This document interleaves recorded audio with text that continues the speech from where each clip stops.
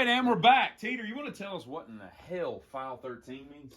File 13 basically just means garbage can. You know, if you're in the UK, I think we established that. Yeah, but if it's a military expression. We're not in the UK. But if you were in the UK, But no, I'm saying we're not. But if you were in the UK, we're not. Well, I want the people to know we're not. It would be. We're in Alamance County, man. You said the that circle last file. one. Alamance by God County. File 13 is the same as the circle file. So it's a military term. It's a military term for just garbage. Do you think Miss DeFord was in the military? She doesn't strike me as infantry. 6th grade. I mean, she was. I had Miss Robertson, Miss Gray. You had Miss DeFord, Miss Harold. Yeah, Harold. We were in different classes. It was an H. That's all I know. We're still friends. I lost the spelling bee runoff because she asked me to spell Domino's, and I spelled it like the pizza joint. I didn't know there was an E. You should have spelled it like Derek. I got robbed by a dang restaurant. I missed different. Different. Jesus. How hard were these words in 6th grade? Yeah, I still can't spell. All right, go ahead. You should see my emails. It's Scud's turn. Hey, you ought to see his text. His text. I've seen his voice. That dang, somebody, Tom Foster lost a trailer in Tom Foster got his trailer yet? Good Lord. You're not leaving me alone. All right, you're up. Christ. It's not me. No, you're up. I was just looking at you. I was talking to him. Okay.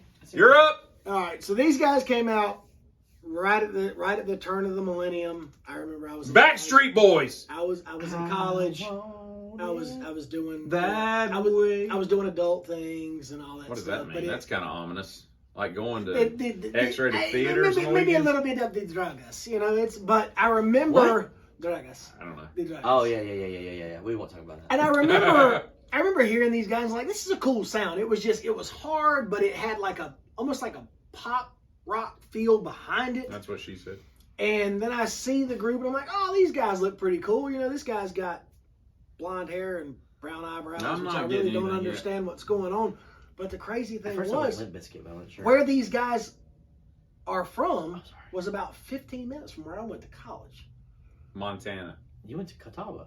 I went to Gaston College. Gaston College, that's right. Yeah. Bessemer City is where. That's the home. The only good thing these guys had going for them, honestly, was the fact that they did the Undertaker's theme in WWE for about 3 years. A wrestler. I know, but I don't know what that means. And that's this shit heap right here.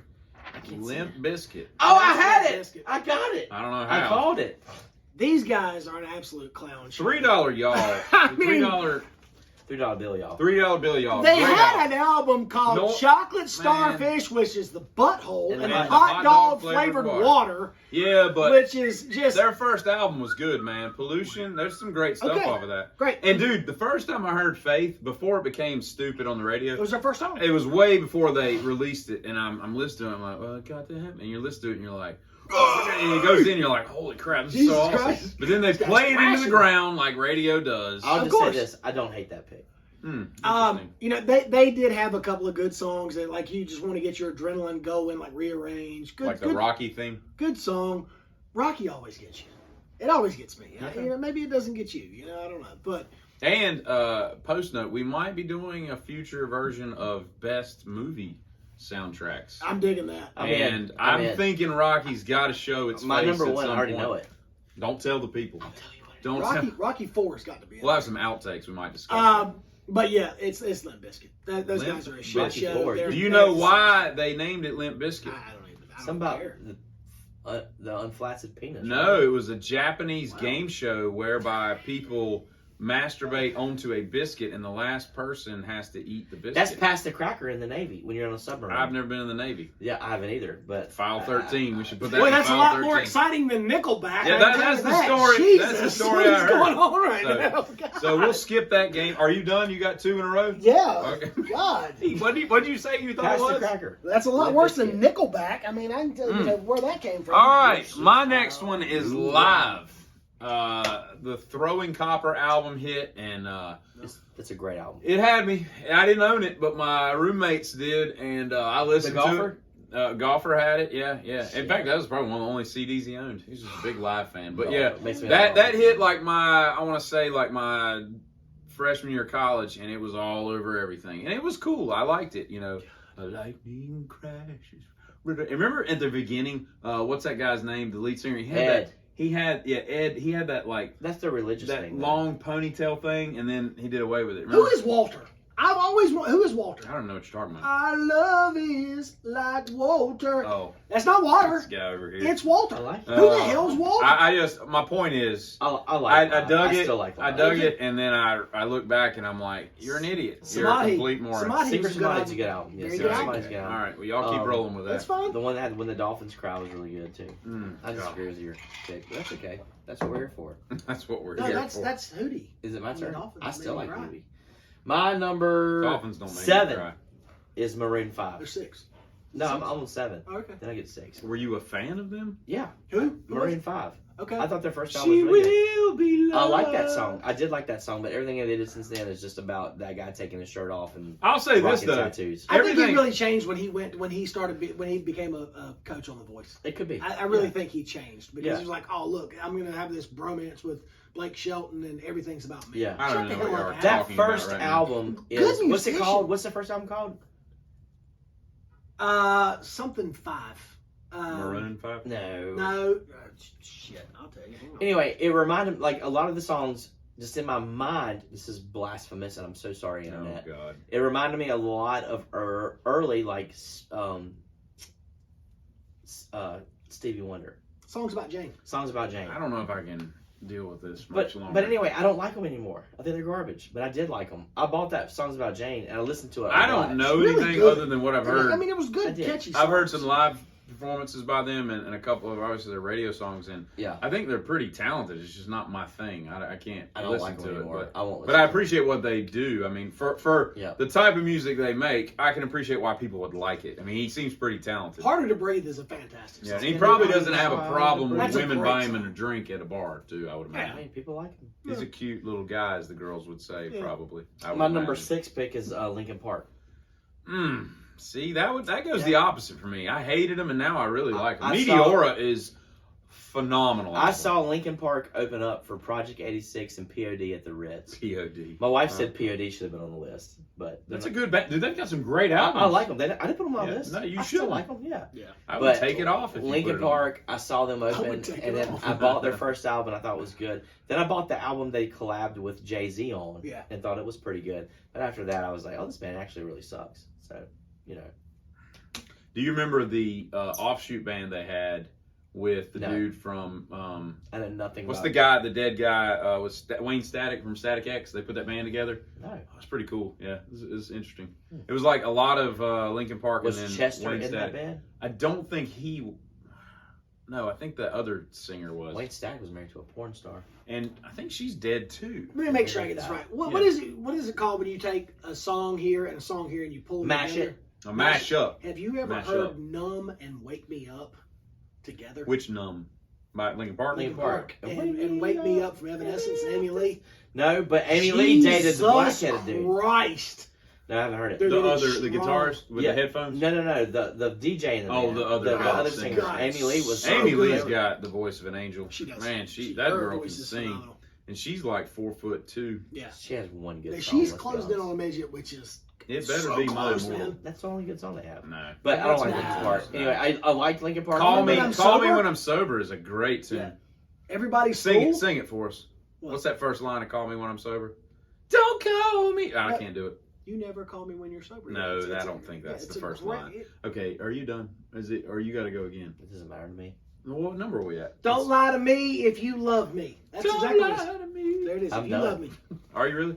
I have Maroon 5. Okay, Linkin all Park. right. So my next one is Green Day. What?